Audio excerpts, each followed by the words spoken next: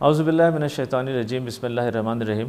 جی یہ بالکل حقیقت ہے کہ ہمارے ساتھ جو کچھ بھی اس دنیا میں ہونا ہے یا ہم نے جو بھی اعمال اس دنیا میں کرنے ہیں وہ اللہ تعالیٰ نے پہلے سے لکھ رکھا ہے، وہ لوح محفوظ میں پہلے سے لکھا ہوا ہے۔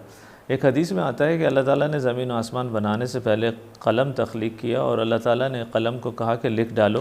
قلم نے کہا کہ یا اللہ میں کیا لکھوں، تو اللہ تعالیٰ نے فرمایا تمام چیزوں کی تقدیر لکھ ڈالو ابھی سے قیامت تک کے لیے۔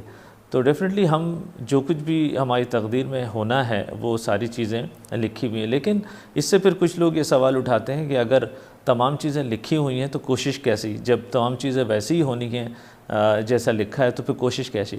دیکھیں اس میں یہ سمجھنا بہت ضروری ہے کہ اللہ تعالیٰ بہت علیم و خبیر اور اللہ تعالیٰ بہت عظیم ہے۔ اس نے اپنی بے انتہا علم کی بدولت تمام چیزیں لکھ ڈالی ہیں۔ اس کی ایک چھوٹی سی مثال میں دیتا ہوں، جیسے اگر کوئی ہمیں رشوت کی آفر کرتا ہے، یہ ہمارے پورے اختیار میں ہے کہ ہم اس آفر کو ایکسیپٹ کرتے ہیں یا نہیں، لیکن اللہ تعالیٰ کو اس کا علم پہلے سے ہے، علیم و خبیر ہونے کی بدولت اللہ تعالیٰ نے یہ لکھ رکھا ہے کہ ہم کیا فیصلہ کریں گے، لیکن ہم جو بھی فیصلہ کر رہے ہیں وہ اپنے اختیار سے کر رہے ہیں۔ اسی چیز کو ایک عالم نے بڑی اچھی طرح ایکسپلین کیا ہے۔ وہ کہتے ہیں کہ وہ اپنے دفتر میں بیٹھے ہوئے تھے تو ایک شخص آیا جو کوئی ایک خاص علم رکھنے کا دعویٰ کرتا تھا۔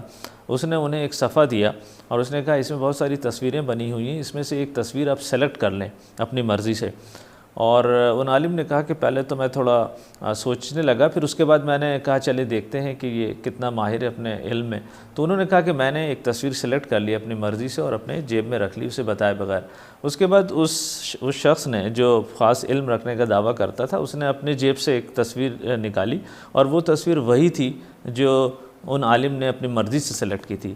تو وہ عالم فرماتے ہیں کہ جب ایک آدمی اپنے کسی علم کی وجہ سے یہ پتہ چلا سکتا ہے کہ میں کون سی تصویر سیلیکٹ کروں گا، تو اللہ تعالیٰ تو اتنا عظیم ہے، اس کو اس بات کا پتہ ہونا کہ ہم اس دنیا میں کیا کریں گے اس میں کوئی بڑی بات نہیں ہے۔ تو اللہ تعالیٰ اپنی علم کی بدولت سب کچھ پتہ ہے اللہ تعالیٰ کو کہ ہم کیا کریں گے اس دنیا میں۔ حضرت عمر فاروق رضی اللہ تعالیٰ عنہ نے جب وہ شام کے سفر پہ تھے اور جب انہیں رستے میں پتہ چلا کہ وہاں پر طاعون کی وبا پھیلی ہوئی ہے، تو انہوں نے اپنا سفر ملتوی کر دیا اور قافلے کو دوسری طرف کا رخ کرنے کے لیے کہا۔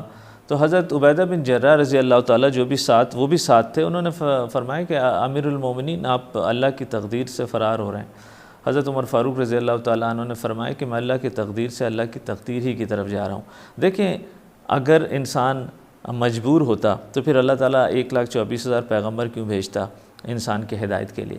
اللہ تعالیٰ سورہ کہف کی آیت نمبر 29 میں فرماتا ہے قُلِ الْحَقُّ مِن رَبِّكُمْ فَمَنْ شَاءَ فَلْيُؤْمِنْ وَمَنْ شَاءَ فَلْيَكْفُرْ، یعنی کہ کہہ دیجئے، اس آیت کا مفہوم ہے کہ کہہ دیجئے حق آگے ہے رب کی طرف سے، اور جو چاہتا ہے اس پر ایمان لائے اور جو چاہتا ہے اس کا انکار کرے۔ یعنی کہ انسان بالکل آزاد ہوتا ہے ایمان کے معاملے میں بھی اور اعمال کے معاملے میں بھی۔ بے شک جن چیزوں میں ہم مجبور ہیں اس کی جواب طلبی نہیں ہوگی، جیسے ہم اس معاملات میں مجبور ہیں، ہم نے اپنے والدین نہیں سلیکٹ کیے، ہم نے اپنے بھائی بہن نہیں سلیکٹ کیے، یہ ہمارا چہرہ، ہماری قد و کاٹ، یہ چیزیں ہم نے نہیں سلیکٹ کیے، تو اس چیز میں ہماری جواب دہی نہیں ہے۔ لیکن ہم جو اعمال کرتے ہیں وہ اپنی پوری مرضی سے کرتے ہیں اور اسی لیے اس کی اکاؤنٹیبلٹی ہونی ہے۔ اسی طرح بہت سارے لوگ اپنی کامیابی یا ناکامی کو تقدیر سے منسوب کرتے ہیں، لیکن جو کامیاب لوگ ہیں وہ کبھی نہیں کرتے، وہ اپنے محنت پہ بھروسہ کرتے ہیں۔ اور جو شخص ہم کالے ہوں یا گورے ہوں یا امیر ہو یا غریب ہوں، ہم جب محنت کرتے ہیں تو اپنی منزل مقصود کو پا لیتے ہیں۔ اور اسی کو علامہ اقبال نے بہت اچھے انداز میں کہا ہے، وہ کہتے ہیں تقدیر کے پابند نباتات و جمادات، مومن فقط احکام الہی کے ہے پابند۔ وآخر الدعوانا الحمد للہ رب العالمین۔